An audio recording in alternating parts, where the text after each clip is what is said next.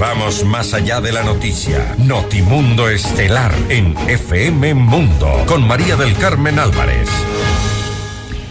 Nos acompaña a esta hora el doctor Francisco Andino. Él es exministro de Salud y exgerente del Hospital Teodoro Maldonado Carbo. Doctor Andino, muy buenas noches y gracias por acompañarnos. Le saluda María del Carmen Álvarez.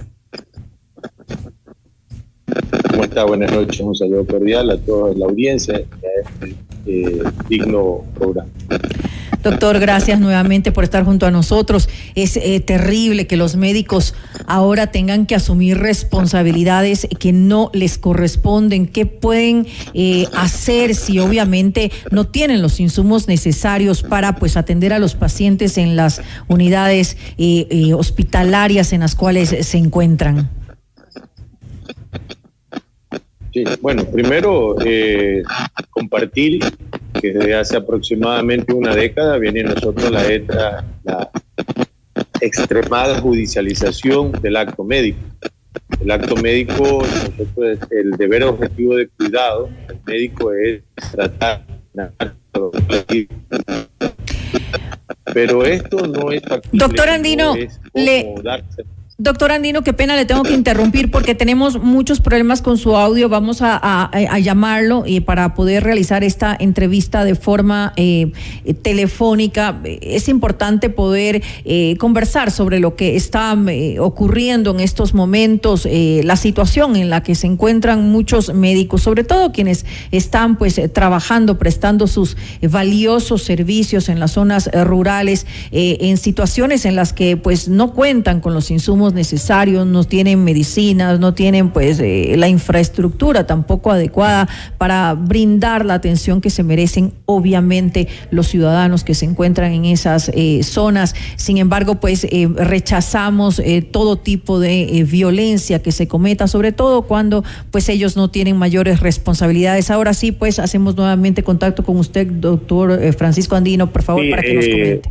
Buenas noches, y creo que estamos ya en la entrevista. Uh-huh. Lo que estaba refiriendo era fundamentalmente el hecho de referir que el médico tiene un deber objetivo de cuidado, y el deber objetivo de cuidado es cuidar la salud, recuperar precisamente ante la muerte, ante los efectos, todo lo que se pueda, pero basado en evidencias y basado también en una adecuada infraestructura y una dotación adecuada de medicamentos e insumos.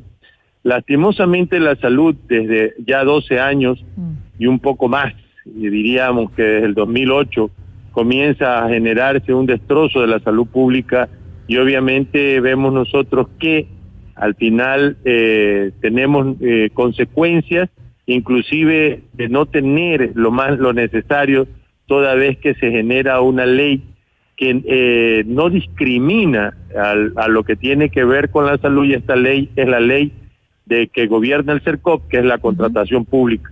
Y la contratación pública genera una gran cantidad de problemas que a la larga, sumada a la centralización y a la extremada politización que existe en las áreas de salud, definen este hecho de que los médicos prácticamente se encuentran indefensos frente a la posibilidad de la enfermedad y la muerte, y tenemos nosotros todavía una sociedad violenta que reacciona sin comprender y sin entender cuál es el rol del médico y cuál es el rol de los profesionales de la salud en cada uno de los subsistemas del Sistema Nacional de Salud en el Ecuador.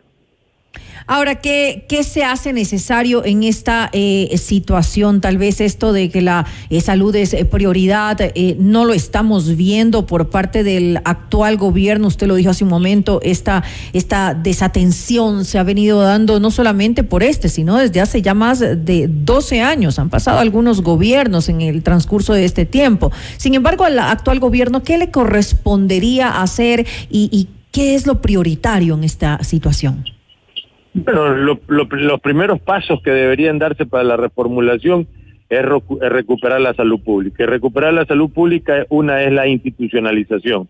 Uh-huh. La institucionalidad ha sido rota, destruida.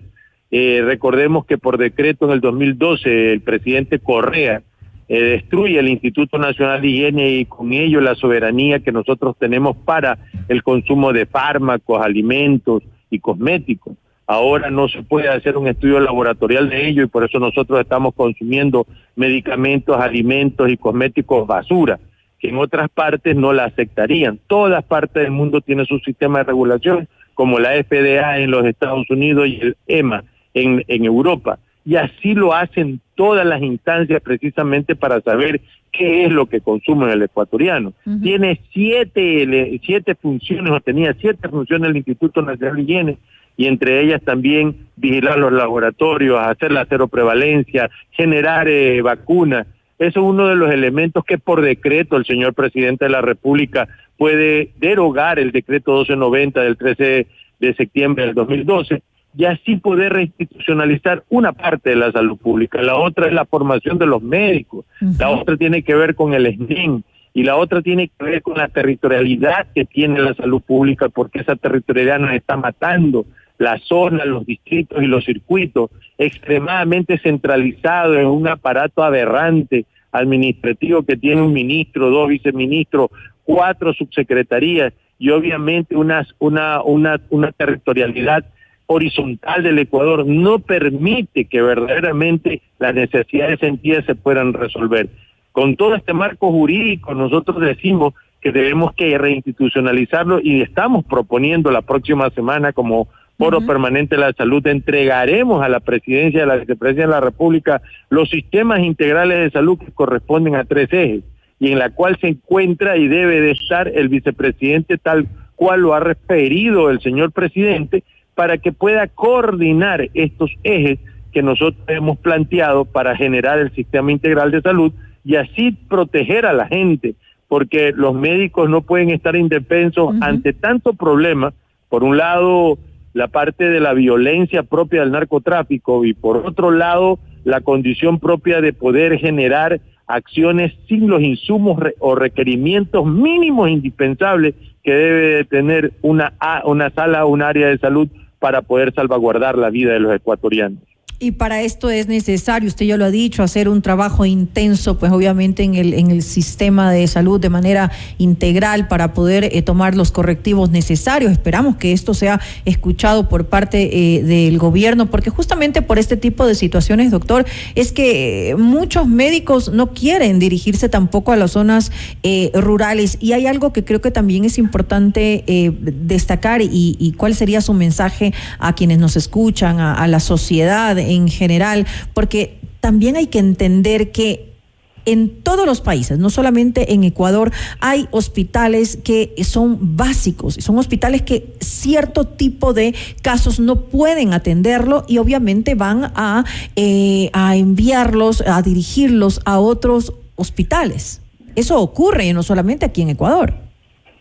Claro, eso ocurre en todas partes. Lo que pasa es que de acuerdo al perfil epidemiológico nosotros deberíamos tener instancias de segundo y tercer nivel de acuerdo a la accidentabilidad, a los problemas precisamente que se vinculan a la gravedad, por ejemplo el electrocerebral, el infarto agudo del miocardio, los problemas de hemodinamia, las condiciones propias que tienen que ver con la violencia. Es decir, hay una serie de circunstancias que nosotros deberíamos establecer para poder establecer la rapidez, es decir, la salud debe de tener un espacio de acercamiento del Estado a la gente y la gente al Estado, pero la gente también tiene que entender que pasamos a ser de héroes a villanos y los médicos no estamos nosotros para alterar las condiciones.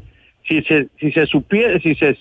supieran cómo se trabaja con elementos tecnológicos nefastos, uno tiene que ingresar en una lentitud tan grande donde se cae cada vez y cuando el PRAC, por ejemplo, que hay que llenar una serie de cartillas y una serie de condiciones que no sirven para nada, porque inclusive la información epidemiológica que debe estar establecida de los CIBES alerta, obviamente hay que llenar cartilla tras cartilla, cartilla tras cartilla, sin resolver los problemas urgentes del país. Entonces, allí sí es necesario que inclusive también el transporte aéreo sea parte de la condición de las ambulancias que deben de tener. Claro. Mire, por ejemplo, cada hospital en la ciudad de Guayaquil hay siquiera 6 centros que tienen helipuerto. Y en ese sentido, lo que nosotros deberíamos no solo invertir en las 158 ambulancias que son urgentes, que el gobierno las ha comprometido a finales del año anterior, pero más que las ambulancias terrestres, porque prácticamente la accesibilidad que tienen la gente, no solamente en las carreteras, y sino en los centros citadinos, es un problema. Entonces debemos nosotros entregar ambulancias aéreas a los cuerpos de bomberos, a la condición de las fuerzas armadas, en este caso la Fuerza Aérea y a la policial, precisamente para poder nosotros salvaguardar la vida, en este caso de un accidente de tránsito, como también podría ser de otros casos que ameritan la urgencia necesaria. Sí, sin lugar a dudas, hay mucho por hacer todavía en nuestro sistema de salud, y usted lo decía, las herramientas necesarias para que los doctores, los médicos puedan trabajar de forma adecuada a quienes nos escuchan, a la sociedad en general. Los médicos están para ayudar a los ciudadanos, para atender su salud. Tenemos que ser empáticos también ante la situación que vive cada uno de ellos, sin los insumos necesarios, sin las herramientas necesarias para poder dar una mejor atención. Le quiero pues agradecer al doctor Francisco Andino, exministro de Salud y exgerente del Hospital Teodoro Maldonado Carbo, por habernos acompañado en este espacio. Doctor. Un saludo cordial a todos los ecuatorianos y gracias por la entrevista. A usted, gracias. Muy buena noche.